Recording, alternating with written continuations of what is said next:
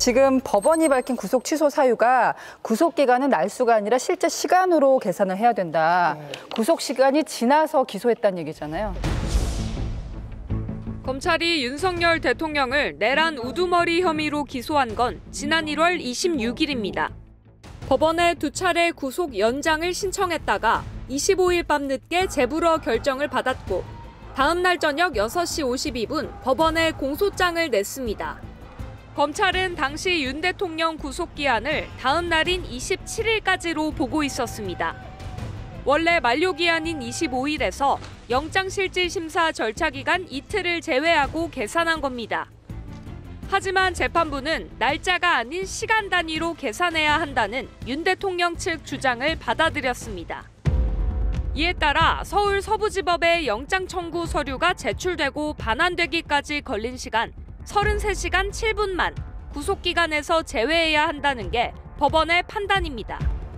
검찰이 기소하기 9시간 45분 전에 구속기간이 끝난 상태였던 겁니다.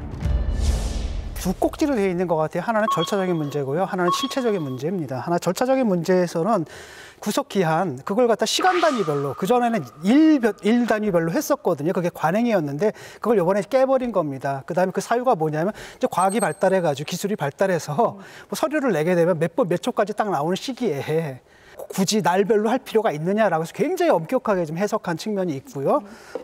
그다음에 두 번째로는 검찰로서는 뼈아픈 부분은 이제 아마 그걸 겁니다. 그 두 번째 실체적인 부분이거든요.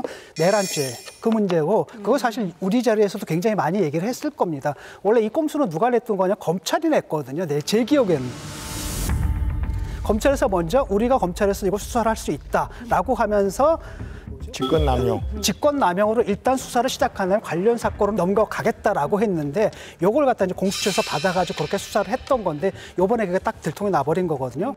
지금 수사 주체가 몇입니까? 공수처에 있지, 검찰에다가, 경찰에다가 뭘 어떻게 되는지 모르니까 결국은 그때 우리가 우려했던지 이렇게 되면 나중에 공소유지에도, 내란죄 공소유지에도 굉장히 지장을 초래할 수 있다는 우려를 했는데 그 우려가 이번에 이제 법원에서 판결로 확인이 된 겁니다. 판사가 절차를 매우 중요하다고 판단한 것 같습니다. 그러니까 이번에 이제 이런 참사가 빚어진 이유는 뭐냐면 공수처와 검찰이 구속기간을 나눠 쓰다가 빚어진 일이잖아요. 구속기간을 가지고 날로 하느냐 시간으로 하느냐 논란이 빚었는데 구속 취소 사유에 보면 이런 대목이 있어요. 공수처법든 수사권든 법령에 명확한 규정이 없어서 이게 논란이 되면 나중에 상급심에 가서 파기될 수도 있고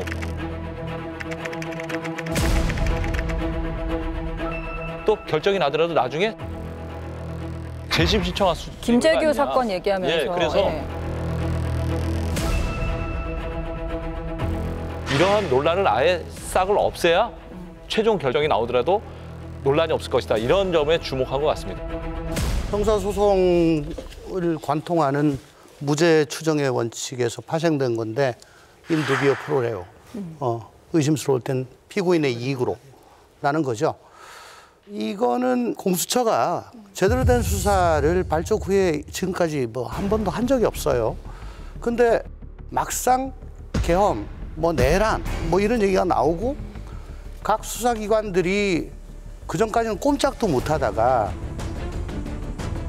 최고 권력자가 주춤하니까 아주 하이에나처럼 경쟁적으로 달려들어서 서로 내 거야 라고 물어뜯고 난리를 쳤는데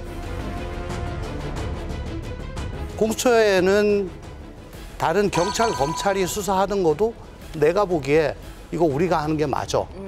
라고 판단이 되면은 갖고 와라고 하는 이첩 요구권이 있고 검찰, 경찰은 여기에 응해야 한다 이렇게 돼 있습니다. 그러니까 그걸 가지고 사건을 갖고 왔는데 제대로 된 수사를 해본 경험이 없는 공수처가 너무 과욕을 부렸죠. 예를 들면은 이 동네 조기축구만 하던 사람들이 월드컵 축구 예선에 나가서 완전 대판 깨지고 지금 바뀐 겁니다. 도저히 능력이 안 되는 걸 과욕을 부린 건데요. 법원 결정 좀 짚어볼게요. 서부지법이 2차례 구속영장을 발부했고 또 중앙지법이 체포적부심을 기각한 바가 있습니다. 그래서 법원이 원래는 공수처의 수사권을 인정했다라고 보는 시각이 있었는데 이번 결정이 그걸 뒤집었다 이렇게 보시는 건가요? 이게 공수처 수사권은 두 가지가 있어요. 그러니까 고위공직자 범죄라고 직권남용서부터 해가지고 쭉 열거된 그 범죄들에 대해서는 대통령서부터 장성급 장교까지 수사를 할 수가 있습니다. 근데 이 고위공직자 범죄에는 내란죄가 들어가질 않아요.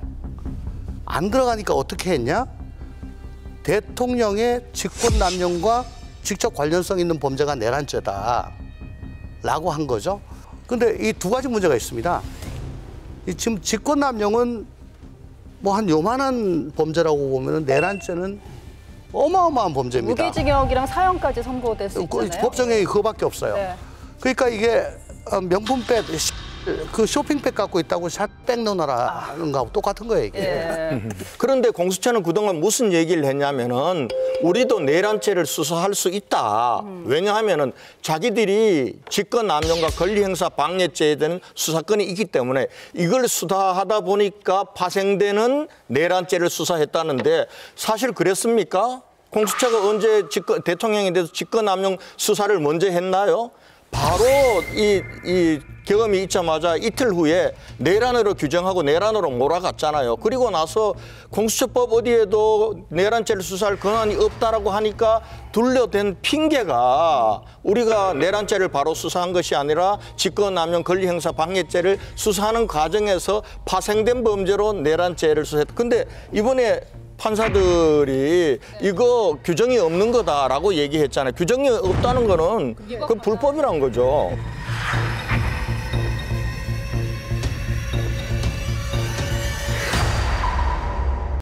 여러분, 여기를 눌러서 구독을 해주시면 강적들 컨텐츠를 빠르게 만나보실 수가 있습니다. 알람 설정도 잊지 말아주세요.